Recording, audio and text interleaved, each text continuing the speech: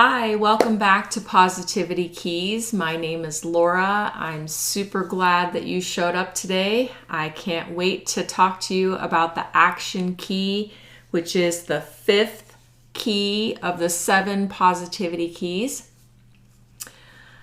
So, talking about action, you have to do something, right?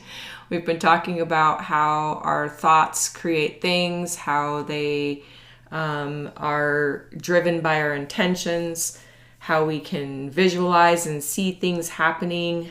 We can put our feelings into it and pay attention to how we feel about things to bring about more positivity into our lives. And behind all of those, we actually have to do something. That's action, the action key, where things are going to start to take shape and you're going to realize through your intentional steps that it's going to drive change. It's going to integrate with the other keys of positivity and it's going to transform your life. So let's dig in a little bit. Talking about the essence of action. Moving forward with intent. So, transforming our thoughts and intentions into a tangible reality is going to be fueled by us, right? So, I have lots of tools in my life that I use in day-to-day activities so that I can keep myself on track. And I never stop. I never stop learning. I never stop using tools. I never stop thinking about how I can create a better self and how I can give more to others. And one of the things that I do is I use my bathroom mirror as a way to remind myself of my affirmations and my self-talk. And every morning when I get up, I look at the bathroom mirror, of course, to get ready for my day. Put my makeup on, do my hair. And one of the tools that I use is to take a Sharpie and I write on my bathroom mirror and I put the things that I want to solidify in my brain and in my thinking process. So me actually taking that Sharpie and writing on the bathroom mirror is an action. It's me doing something to make change come about. If we talk about it, we think about it, we talk about it, we think some more about it, and we talk about some stuff some more. Really, it's never going to go anywhere unless you actually put action into it. So when we were talking about the feelings key and our scenario where we were in the grocery store and we were getting aggravated because the person was in front of us and we had the coupons, they had the coupons and they were taking forever and we were frustrated, and we had to think about what our feelings were and why we were feeling that way and how to shift out of that energy.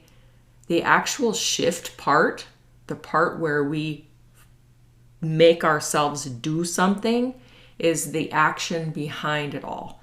That's, where the strength comes from. You can put as many plans into place as you want, but unless you actually do something about that plan, it's really never going to move forward. So first you have to be really clear too about what your goal is. If I want more positivity in my life and I want to be that person who doesn't get aggravated in the grocery store, then I have to teach myself how to, I don't know if I can say that I'm never going to get aggravated, but I can get aggravated less, and I can learn how to create more balance and harmony inside of myself so that I don't have to feel that aggravation most of the time. I'm going to be a lot more laid back and relaxed about things that are happening that are outside of my control or that are somebody else in the collective is happening to. I hope that makes sense. But when you're clear about what it is that you want and you understand what the goal is, that you're trying to achieve, then your actions are going to be aligned with those intentions. So divide them up into little baby steps, right? There's that saying, I don't know who said it, but like one great step, one small step. I don't even know what it is. Anyway, I think you get the point here, right? Just making it into tiny little baby steps is going to start you in the right direction on the path that you're supposed to be going on if you don't want to overwhelm yourself, right? If you try to do too much at one time, sometimes it becomes overwhelming and then you kind of give up. So make a commitment to yourself that you're going to approach one action that's dedicated to resolving some thing or some want in your life. If you want less anxiety, then make the decision that you're going to set some time apart to do tapping method. If you want to create more self-talk that's more positive, you're going to write an affirmation on your bathroom mirror. All of these tools I have on the website, so don't think you have to write them all down, because they're going to be there for you, and it breaks it down and gives you places to go find more information about them. So making that commitment to yourself about how those actions are going to come about, what you're going to do with them, and what your dedication is to resolve those things that you want to change. And then be super consistent about it. If you want to build your momentum, then you have to do it on a regular basis. I work in optics and I sell eyewear, and sometimes people come in and they need a progressive no-line bifocal for the first time because they cannot see up close anymore, but they want to be able to put their glasses on and not have to take them on and off all day. Well, progressive bifocal is a little bit tricky to understand and understand and how to learn it, how to use it, how to see well through it. You can't just put them on and it just be like this magical tool. Most of the time you have to learn how to use it.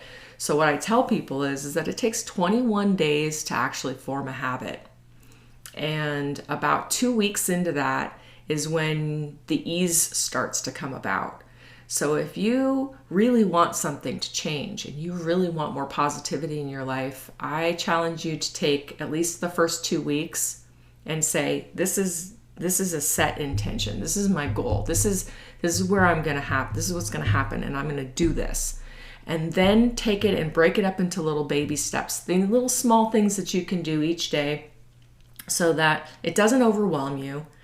And then in about 21 days, you're going to start to notice little shifts and little changes in yourself. That 365 daily desktop calendar with the positive affirmations and motivational, thought-provoking messages is there as a tool for you to keep yourself on track to making the small things, make small changes to make big things happen in your life.